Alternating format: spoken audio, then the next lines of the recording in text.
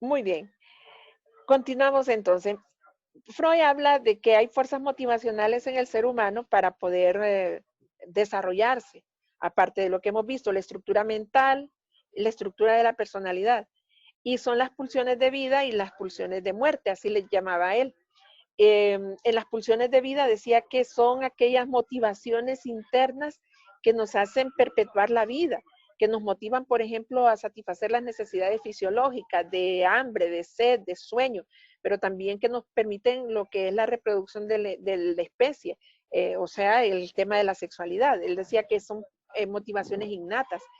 Y esta energía a él la llamó líbido, ¿verdad? Por eso es el término cuando alguien es sexualmente activo o tiene una hiperactividad en esta actividad de su vida.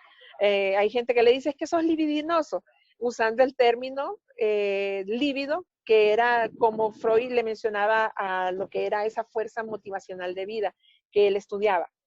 El libido es la pulsión sexual del ser humano según esta teoría. Luego Freud dice que no solo están las pulsiones de vida, sino que también el ser humano quiere en algún momento de su vida estar quieto, estar satisfecho, estar pleno, feliz. Y dice que la única forma o el único estado que pudiese permitir esa total quietud y esa total paz en el ser humano es la muerte.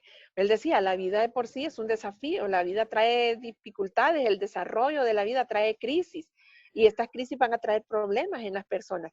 Por lo tanto, va a llegar un momento en que la persona va a querer tener una idea como de cielo, como de paz, como de tranquilidad. Y decía, la muerte promete esa liberación del conflicto de la vida. Y por eso a eso él lo llamaba el principio de nirvana. Principio de nirvana es una idea budista que Freud pone dentro de su teoría y usualmente se interpreta como cielo, la palabra nirvana o soplido que agota, ¿verdad? Entonces él decía que el deseo de una persona era llegar a ese principio de nirvana, a ese cielo que tiene que ver con la noción de la nada, del vacío, de haber estado, de haber terminado en plenitud. Y esas eran las dos energías que lidia el ser humano a lo largo de su vida. También él hablaba de que cuando tenemos dificultades en la vida y no logramos establecer ciertos parámetros de equilibrio, llegamos a padecer varios tipos de neurosis, pero dentro de ellos él enfatizó mucho en la ansiedad, ¿verdad? La ansiedad la vamos a definir en términos simples y vamos a decir que la ansiedad es miedo, pero es miedo al futuro, porque las personas que padecen ansiedad casi siempre tienen temor a lo desconocido, temor a lo que no ha pasado, incertidumbre por lo que va a pasar. Entonces, para él habló de tres tipos de ansiedades. Él decía que la ansiedad sucedía cuando el yo, acuérdense que estábamos hablando del yo, del principio de la realidad. Entonces, la ansiedad sucede cuando hay un yo pobre en la persona, cuando el yo, el principio de realidad, se siente amenazado. Entonces, el yo, la estructura de personalidad llamada yo, tiene temor en cuanto a su sobrevivencia y pone señales de que está en peligro. La ansiedad es un mecanismo eh, fisiológico y psicológico de que la persona está en peligro.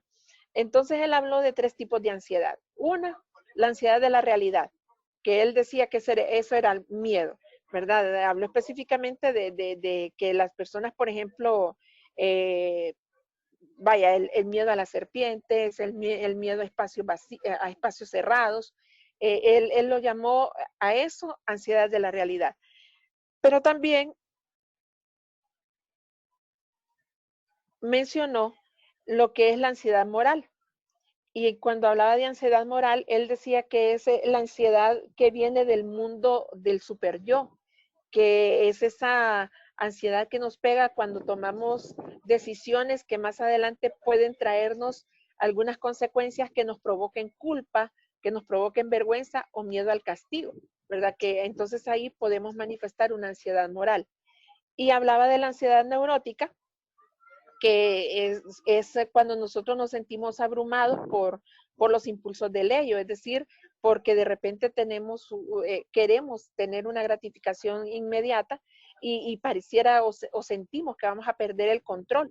Y entonces él usaba el término neurótico, que en latín significa nervioso, ¿verdad? Todos en la vida vamos a poder padecer una neurosis. Son términos que se han hecho bastante populares, lo que es el término neurosis y psicosis. Y la gente a veces dice, es que esa neurótica o ese neurótico porque alguien grita o porque alguien se enoja con facilidad, pero la verdad que en la vida todos podemos padecer una neurosis, que en otras palabras es la exaltación de la emoción y que nos altera a nivel neurológico, ¿verdad? Ya la psicosis, estamos hablando ya de demencia, estamos hablando de locura. Entonces, en el caso de Freud, él hablaba de esa ansiedad nerviosa, que es el tipo de ansiedad que le llamó la atención a Freud, la ansiedad neurótica, porque era esa ansiedad donde entra en conflicto el ello, el yo y el superyo, porque el yo tiene miedo de que el ello se le salga de control. Y también el yo está en conflicto con el superyo porque siente que lo está presionando. Entonces a eso le llamaba él ansiedad neurótica. Otra de las cosas que él mencionaba, que el ser humano en una forma de evadir, lidiando con el principio y las exigencias de la realidad, eh, el yo trata de lidiar con las exigencias del ello, que quiere las cosas de inmediato, y con las exigencias del super yo, que es la conciencia del deber. Y entonces dice que llega un momento en que el yo debe defenderse de a sí mismo, tanto del ello como del super yo. Y cuando entonces la situación se vuelve como muy fuerte para el yo, el principio de realidad, entonces produce mecanismos para evadir la confrontación o evadir el dolor. Y esos mecanismos son los que se le llaman mecanismos de defensa. Son automáticos y son inconscientes, ¿verdad? La gente los usa y no se da cuenta de que está usando un mecanismo de defensa para evadir el principio de la realidad. Y bueno, ahí en su material ustedes tienen varios y tienen ahí la explicación, que es la negación cuando se bloquean los eventos externos a la conciencia, que no lo podemos creer. También tenemos la represión, que es la imposibilidad de recordar una situación, una persona, un evento que nos estresa y lo bloqueamos de nuestro consciente. Y bueno, ahí tienen varios, no los vamos a mencionar todos. Si en algún momento tienen alguna dificultad de entender alguno, pues podemos hablar de alguno de ellos, pero generalmente los que más usted va a ver es la negación, la introyección, el desplazamiento, la represión, la racionalización, entre todos estos mecanismos de defensa que se han estudiado en esta clase. También Freud habla de que esas estructuras mentales de las que hablamos y esos tres aspectos de desarrollo de personalidad pasan por 5 estadios de desarrollo, ¿verdad? Tiene que ver con un ciclo vital que lo conformó a través de la observación y la experiencia y el estudio de varias personas en 5 áreas de desarrollo, que el ser humano forzosamente tiene que pasar por una primero y tiene que elaborarla para poder pasar a la otra. Si el ser humano tiene conflictos en un área y pasa a la siguiente, para Freud van a haber dificultades en el desarrollo de su vida adulta. Entonces él habla que la primera etapa empieza desde el nacimiento hasta los 18 meses es la etapa oral. El foco de atención y de desarrollo es el placer, ¿verdad? Y dentro de esto, anatómicamente la boca es lo que produce el placer, por eso el niño siente gusto al ser amamantado, todas las cosas se las quiere llevar a la boca, porque las actividades favoritas del bebé es chupar y morder. Luego, al pasar esta etapa, viene la etapa anal, él la denominó así, desde los 3 años o desde los 18 meses hasta de los 3 años más o menos hasta los 5 o 7 años. Y aquí, según Freud, el foco de placer del ello, del niño, se encuentra en los genitales. Y en estas etapas la masturbación es bastante común. Y aquí es donde hay algo bien interesante si vamos a aplicar la teoría de Freud.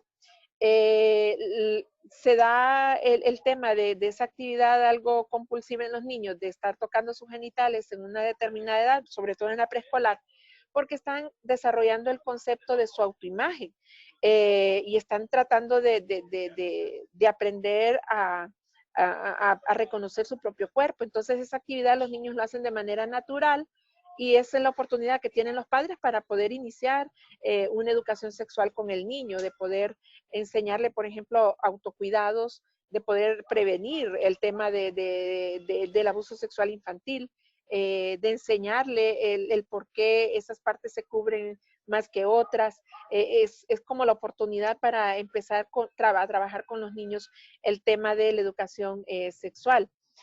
Cuando la masturbación se da por problemas de un abuso, ya sea que un niño está siendo manoseado o que ha sido abusado sexualmente, estas actividades se hacen de manera compulsiva y el niño busca ambientes donde él no pueda ser visto y también lo replica en otros niños. Entonces, les hago esta acotación para que podamos distinguir esa diferencia, que en esta etapa anal, según Freud, se puede dar como el foco de placer para él son las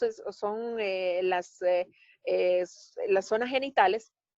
Entonces el gozo del niño es, por ejemplo, retener, expulsar. Por eso a algunos niños les cuesta el tema del control de esfínteres, ¿verdad? En esa etapa hay niños que a los padres se les vuelve una crisis el poderlos poner a hacer sus necesidades fisiológicas y enseñarles a ir al baño y todo, porque según Freud, en esa etapa el niño goza él sabe que lo que va a expulsar es parte de su propio cuerpo y por ende a veces tiende a retenerlo o a su gusto y en el momento que él desea, tiende a expulsarlo.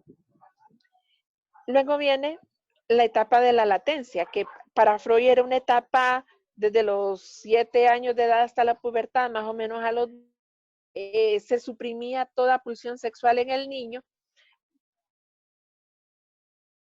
El tema del aprendizaje. El niño se ponía a aprender, los niños, por eso le llama latente, porque no había ningún cambio significativo en el niño, en estos temas sexuales, como bien decía nuestro compañero, en la teoría él enfatizaba mucho en la sexualidad, y en esa etapa de latencia los niños eran más tranquilos que cualquier otra etapa del desarrollo. Luego empieza la etapa genital, que ya es de la pubertad hasta la adolescencia, y es aquí donde Freud dice que esta etapa está más dirigida al tema de las relaciones sexuales. Él establece que muchas manifestaciones del ejercicio de la sexualidad en por ejemplo, la masturbación, la sociedad las consideraba como comportamientos inmaduros en esa etapa. O sea, para él es que existieron problemas, ya sea en la etapa y entonces ya en la etapa genital, que es donde existen comportamientos o Freud habla que dentro de el desarrollo de estas etapas existe una crisis y a él le llamó la crisis de Edipo o la crisis de Electra. Edipo para los niños, Electra para las niñas. Y usó mucho lo que fue la historia griega del rey Edipo, que según la historia, él mató a su padre para casarse con su madre. Entonces, para Freud, en esta etapa de la crisis que se da en la crisis edípica, el primer objeto de amor de todos nosotros o de todos los niños es la madre. Y por tanto, entonces, cuando él quiere la atención de la madre, pero tiene un rival, y el rival es el padre, ¿verdad? Y lo ve más fuerte, más listo, se va a la cama con mamá, y el chico es desplazado a dormir en otra habitación. Entonces, para el niño en ese momento, el padre representa el enemigo. Y entonces ahí él dice de que en ese momento el niño viene y se apega a la mamá porque como ve a su rival más fuerte, entonces por conflicto de que este rival fuerte lo pueda castigar castrándolo, entonces él tiene un apego con su mamá. Luego habla de la niña, dice que la niña, el conflicto de Electra es por la envidia del pene. La niña viene y pregunta, ¿dónde está mi pene? O sea, tiene mi papá, pero ¿dónde está mi pene? Entonces, por la envidia del pene, entonces se da la atracción que la niña tiene hacia su padre. Es en esas etapas donde los niños dicen, el niño dice que se quiere casar con la mamá y la niña dice que se quiere casar con su papá.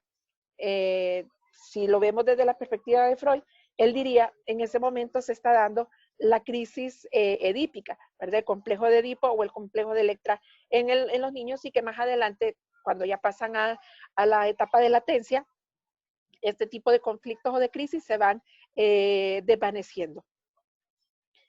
Habla también del carácter. El carácter para él es las experiencias que uno va acumulando a lo largo de la vida y que forjan de alguna manera el constructo de la personalidad.